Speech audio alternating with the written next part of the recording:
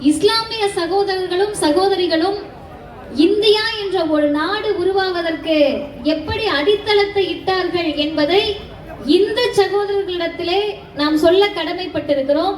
காரணம் என்னன்னா, இஸ்லாமியர்கள் எல்லாம் எங்கிருந்தோ வந்தவர்கள் மாதிரியும் எங்கிருந்தோ குதித்தவர்கள் போல இங்கே கட்டமைத்துக் கொண்டிருக்கிறார்கள். மீண்டும் மீண்டும் அதை கட்டமைப்பதற்கு இங்க இருக்கக்கூடிய இந்துத்துவ RSS கூட்டம் தொடர்ந்து முயற்சி செய்து கொண்டே இருக்கிறது. அவர்களிடத்தில் நாம் அழுத்தமாக சொல்ல வேண்டிய மிக முக்கியமான செய்தி ஒன்று இருக்கிறது.